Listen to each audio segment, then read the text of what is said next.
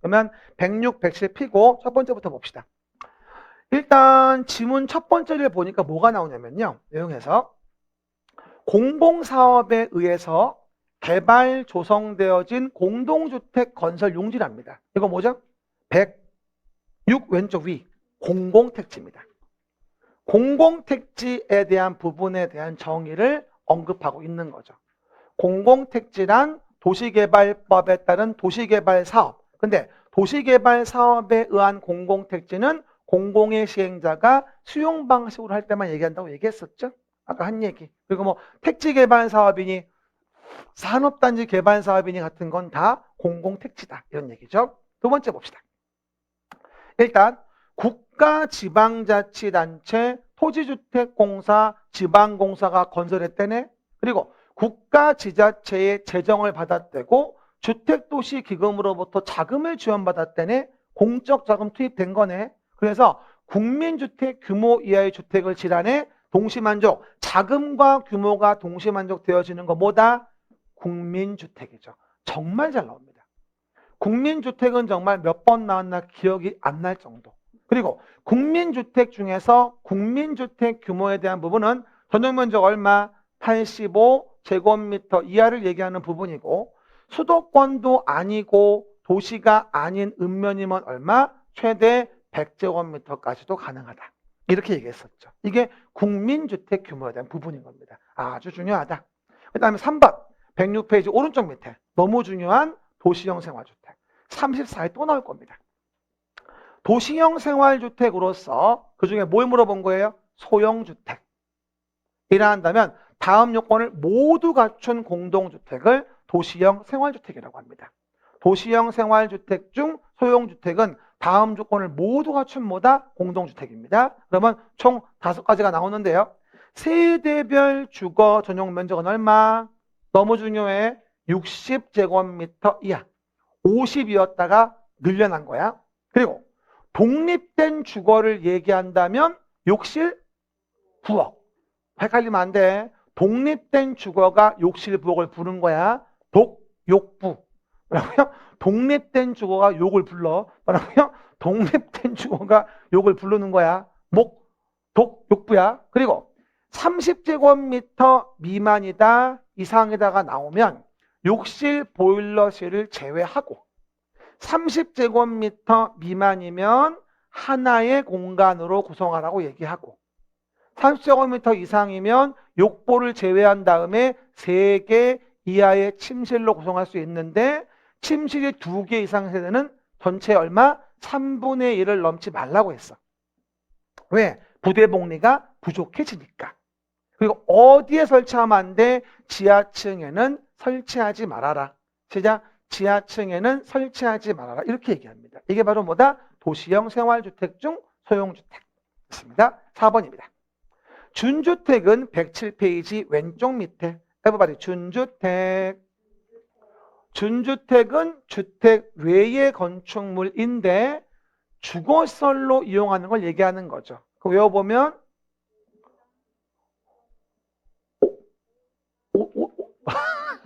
5단옥이 시작 5단옥이 오피스텔, 다중생활시설, 노인복지주택, 기숙사예요. 그래서 5단옥이 준주택, 오피스텔, 다중생활시설, 노인복지주택, 기숙사, 5단옥이 준주택 됐습니다. 5단옥이라고 이해하시면 되고요.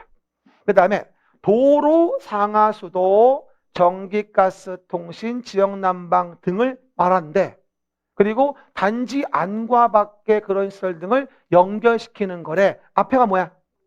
기간시설인 거야. 연결이란 말이 없으면 단순한 기간시설이고 연결이란 말이 있으면 이건 뭐다? 간선시설인 거야. 단지 안팎의 기간시설을 연결시키는 것은 간선시설이거든요.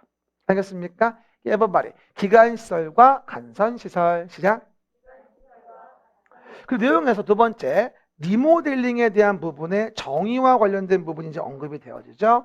everybody. 리모델링. 리모델링은 107페이지 오른쪽 위에 있습니다. 노후화 억제입니다. 기능 향상이 이루어집니다. 그러면서 대선 내지는 증축하는 걸 얘기하는 건데 증축에 대한 면적은 전용 면적의 몇 프로? 30% 이내가 되며 85 미만의 조그만 주택은 너무 작으니까 40% 이내까지 전용 면적 증축이 가능하다. 그런 책 보면서 봐. 이 문제 푸는 게 중요한 게 아니야. 위치를 알아야 돼. 어디? 107페이지 오른쪽 위에 있습니다. 그리고 또 세대수 증가형 리모델링이 가능하다고 했고 세대수 증가형 리모델링은 각 세대의 증축 가능한 면적을 합산한 면적의 범위에서 기존 세대의 얼마? 그렇지. 15% 이내에서만 할 수 있다. 그래서 프로텍이 나온 거 3개에 묶어봤어요. 수직 증축은 15층 이상이면 3개 층까지, 14층 이하면 2개 층까지. 알겠습니까? 얘기했던 거고요. 그리고 또 사업 주체를 이제 봅시다. 이제 그럼 용어 봤으니까 사업의 주체, 주택의 건설 110페이지입니다. 그럼 봐봐요. 공동사업 주체라는 거에 대한 부분을 물어보고 있죠. 공동으로 사업을 시행할 수 있긴 합니다. 뭐가? 조합이. 하지만 뭘 제외한다고 하냐면 세대수를 증가하지 않는 리모델링. 세대수를 증가하지 않는 리모델링 조합은 제외하고 주택조합은 구성원의 주택을 건설하는 경우일 때 등록사업자와 공동으로 사업을 시행할 수 있다. 그래야만 등록하지 않을 테고. 그렇죠, 여러분? 그 얘기들. 리모델링 조합은 제외고. 8번입니다. 조합원 모집한다라고 나와요. 8번 문제는 어디? 110페이지 오른쪽에 보시면 조합원 모집 신고와 관련된 부분을 물어보고 있습니다. 봐요. 조합원을 모집해야 한다. 그러면 지역 직장주택 조합에 대한 설립인가를 받기 위해서 조합원을 모집하려 한다면 주택건설 대지의 얼마 이상의 사용권 확보? 그렇지, 50% 확보를 하고 관할 시군구장에게 신고하고 공개 모집의 방법으로 조합원을 모집하죠. 하지만 모이면 재모집, 사망, 탈퇴 등의 재모집이라고 한다면 선착순, 신고하지 않고 가능한 예외가 있겠죠. 알겠습니까? 이것도 나와야 돼. 이거 한번 나와야 돼. 7번은 기출지문이었고 8번 한번 나와야 돼. 수능대가 아직 안 나왔거든요. 이거 아직. 있습니다. 9번도 중요하고 10번도 중요해. 셋 다. 다 신설이야. 이건 작년에도 있던 거네. 그대로 냈어. 왜? 아직 안 나왔거든. 나와야 돼. 그렇죠? 그럼 이 내용은 111페이지 뭐하죠? 부터 나와 있을 겁니다. 111 가운데 지역주택조합과 직장주택조합에 대한 부분에 조합의 설립인가를 받으려고 하는 거예요. 지역과 직장조합의 설립인가 받으려면 다음 조건을 모두 만족해야 됩니다. 그럼 봐요. 사용권원인지 소유권인지. 그렇죠? 사용권원 몇 프로? 그렇지. 80% 이상에 대한 부분에 사용권 확보하고 그 다음 15% 이상에 대한 뭐다? 소유권 확보. 동시 만족. 모두 만족이에요. 이거. 모두 만족. 해야지만이 조합 설립에 인가받을 수 있다. 이거 빵꾸의 꼭이 나와야 돼요. 안 나오면 가만 안 둘 거야. 뭐라고요? 80% 이상 사용권 확보한 것 중에서 15% 이상은 소유권이 있어야 한다는 얘기야. 알겠습니까? 그 얘기다. 그 다음 조합의 해산. 왜? 자꾸 사업이 지연되는데 사업도 안 하면서 그 조합원비만 받아가지고 지연시켜서 조합원을 더 힘들게 합니다. 그래서 보시는 봐봐. 어디부터 어디지 봐봐. 100 몇 페이지? 12페이지. 오른쪽에 보시면 나와 있겠죠? 일단 조합원 모집 신고가 수리가 됐어. 그러면 조합의 설립인가를 받아야 하는데 받지 못했어. 몇 년? 그쵸. 2년 되는 날까지. 2년 되는 날까지. 그러면 주택조합 가입 신청자 전원으로 구성되는 총회 의결을 거쳐서 주택조합 사업의 종결 여부를 뭐 해줘야 된다? 결정해야 한다. 그러고요. 주택조합 사업의 종결 여부 결정. 두 번째입니다. 조합 설립의 인가라는 거를 받았어. 근데 3년 될 때까지 사업계획 승인받지 못했어. 몇 년? 3년. 그러면 대통령령 정하는 바에 따라서 총회 의결에 걸쳐서 해산 여부를 정해라. 여기는 해산 여부, 여기는 종결 여부. 됐죠? 순서 기억하시고 내용 확인해 줍니다. 이 셋 다 나올 때가 됐어요. 8, 9, 10 신설되고 아직 한 번도 안 나왔다니 납득이 안 됩니다. 나와야 돼. 내가 나올 때까지 낼 거야 이거. 그렇죠? 그 얘기들. 다음 거. 11번 갑니다. 자금에 대한 주택상환사채 113페이지. 113페이지입니다. 요번에 요 11번 지문이 모의고사 3월달 문제이기도 하고, 일단 주택상환사채에 대한 부분을 물어본 거죠. 주택상환사채. 한국토지주택공사와 등록사업자는 누구의 승인을 받아 발행합니까? 국토교통부 장관. 그런 책 봐봐. 있나 없나? 왼쪽 밑에 국장 승인을 받아서. 그리고 이건 기명증권으로 하죠. 사업주체 발행이니까. 그래야 부도가 안 나죠. 그리고 요거 사채권자 명의변경이라고 나오면 어디? 사채원부. 채권이 아니야. 사채원부의 성명과 주소를 기록하는 방법으로 하며, 취득자의 성명을 어디? 채권에 기록하지 아니하면 뭐다? 대항할 수 없다. 대항력 나오면 채권. 그죠? 대항력 나오면 채권, 명의변경 나오면 사채원부. 그래서 그 내용들 한 번 더. 그리고요, 명의변경 나오면 사채원부고, 채권 나오면 대항. 이렇게 하시면 됩니다. 12번 봅시다. 공급질서 교란 113 오른쪽 위. 1번 말이 공급질서 교란 금지. 다 했어요. 지역 직장주택 조합의 조합원으로 주택을 공급받을 수 있는 지위, 입주자, 저축, 증서, 주택상환, 사채 등은 누구든지 양도, 양수, 알선 맞췄어. 양도, 양수, 알선, 광고, 매매, 증여 안 되고, 싫어? 뭐라고요? 상속 저당된다. 양도, 양수, 알선, 광고, 매매, 증여 안 되고 상속 저당된다가 되겠죠. 참 잘 뜨는 문제입니다. 그 다음에 사업계획 승인 116페이지로 갑니다. 116 왼쪽 위. 그럼 우리가 사업계획 승인권자에게 사업계획 승인을 받아야 합니다. 그럴 때 단독주택으로서의 한옥은 몇 호 이상일 때지? 그렇지. 50호지. 이거 참 잘 나와요, 이것도. 그죠? 그 다음, 대지 면적이 얼마 이상? 10만 제곱미터 이상이면 누가? 시도지사, 대도시시장의 사업계획 승인을 받지.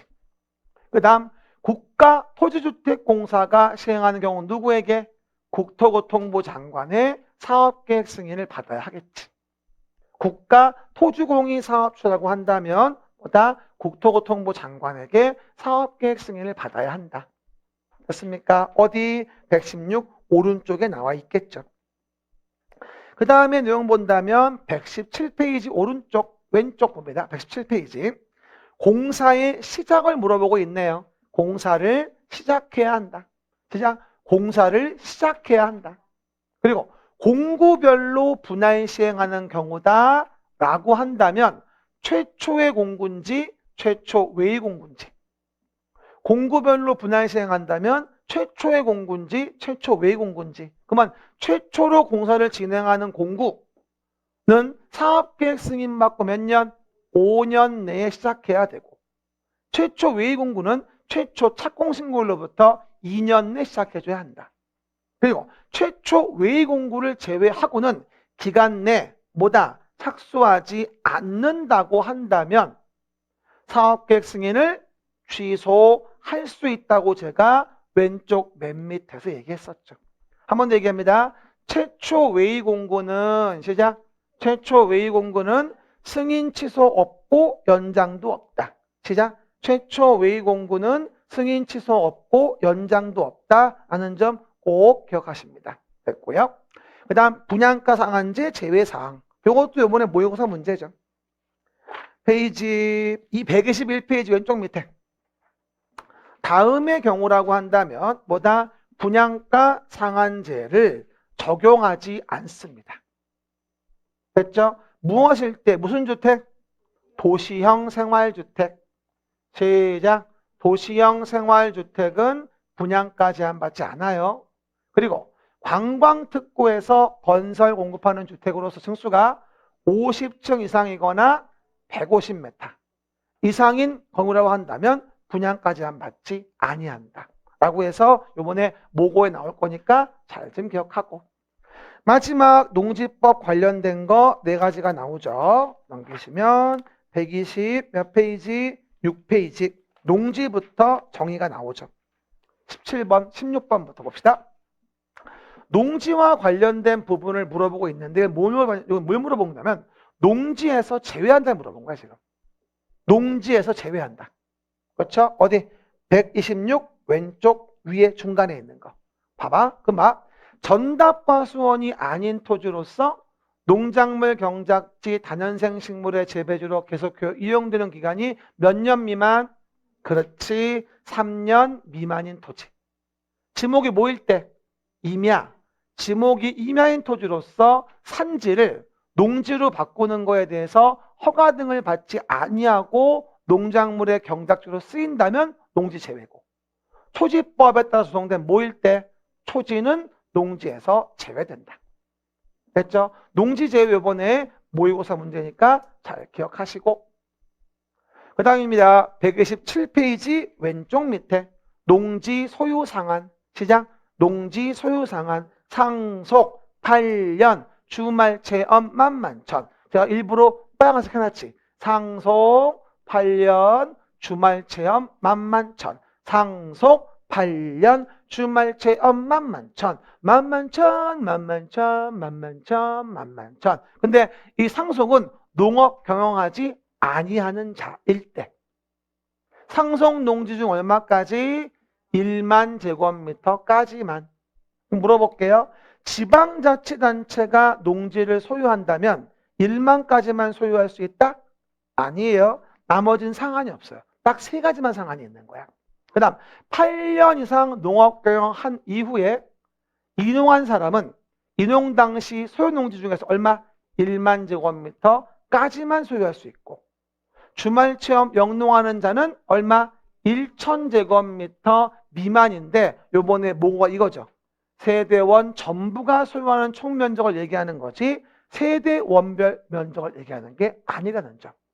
요게 요번에 답 모의고사에서 됐습니다. 17번도 모의고사 나왔을 문제 됐고요. 18번입니다. 농지를 취득하려는 자가 소재지 관할 누구에게 농지 취득 자격 증명을 발급받겠냐는 얘기죠.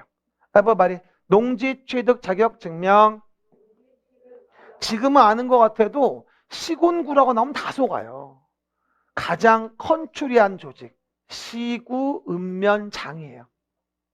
시구읍면장 증명 발급받아야 되고, 농지 취득 자격 증명을 발급받으려 한다면 농업경영계획서와 이거 한번 왔는데 주말체험 영농계획서. 주말체험 영농계획서 내야 돼. 이제는 또 나와야 되고 한 번은 작성하여 소재지 관할하는 시구읍면장에게 발급 신청하여야 하며, 시구읍면장은 제출되는 농업경영계획서 등을 몇 년간? 10년간 이를 보존해 줘야 됩니다. 아직 안 나온 것 중에서 농업경영계획서, 주말체험 영농계획서 이거 보존기간이 아직 안 나왔어요. 등기부도 아니지만 어쨌든 뭐라고요? 보존기간. 영구 보존 아니야 이거. 10년간 보존이야. 알았죠? 그 정도. 19번. 그럼 마지막 페이지 129. 농업진흥지역입니다. 오른쪽 위. 농업진흥지역의 지정은 어디에 한다고요? 녹지, 관리, 농림, 자연환경 보전지역인데 어디에 녹지는 제외한다고? 특별시의 녹지는 제외한다. 땅값이 너무 비싸서 특별시의 녹지에는 농업진흥지역 정할 수 없다는 거죠. 광역시는 정할 수 있는 거고. 그렇죠? 그래서 우리가 이번에 1, 2월 과정에서 기본 이론에 대한 부분의 진도는 모두 맞춥니다. 가만히 있어봐. 1분만 안내 말씀이 있어서. 그래서 우리가 굉장히 많은 내용들을 배웠어요. 근데 우리가 봐요. 잠깐만. 3, 4월 달에 이제 수업을 진행할 게 있는데요. 3월, 4월 달에 우리가 수업 진행하는 부분을 간단히 설명드리면 3, 4월은 다다음 주에 시작을 해요. 이제 개강은. 근데 이때는 뭐냐면 일단 준비물이 그림책이 당연히 있어야 돼요. 왜? 진도 수업 들어가니까.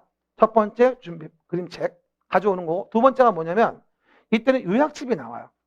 그래서 요약집을 지금 우리 기본서 보는 것처럼 필요한 페이지를 알려주면서 확인시켜 드려요. 그죠? 그리고 원래 제가 3, 4월 달은 3, 4월 달도 가로 메꾸기에 일일학습을 별도로 드렸었는데 좀 진부해서 올해는 좀 바꿔봤어요. 올해는 이렇게 할 거예요. 세 번째 이게 포인트 이게 뭐냐면 빈칸 노트가 나와요. 알아봐봐요. 빈칸 노트. 이걸 이름하여 그림책 빈칸 노트라고 합니다. 어떻게 나올 거냐면 똑같은 그림책이에요. 여기 그대로야. 근데 안에 내용에 빈칸을 내가 넣어놨어요. 다. 그래서 진도 나간 것만큼 빈칸 노트를 채워가면서 마지막에 일일 학습을 진행하는 거예요. 따로 저를 주는 게 아니라 빈칸 노트를 따로 구매를 하셔야 돼. 이거는. 그리고 많이 안 찍었어요. 500밖에 안 찍어가지고 빨랑 안 사면 없어요. 나중에 소진되면 그때는 파일을 줄 거예요. 알겠습니까? 그래서 다다음 주에 수업 들어올 땐 요거 구입해서 들어오시면 마지막에 진도 나갈 때 요거 같이 진행할 거예요. 알겠습니까? 안내 드린 거니까 혼동하지 마시고요. 그리고 나중에 굉장히 효율적일 겁니다. 빵꾸 채우는 것에 대해서는요. 그러면 다음 주는 쉬고 그 다음 주에 만나 뵐게요. 감사합니다. 수고하셨습니다.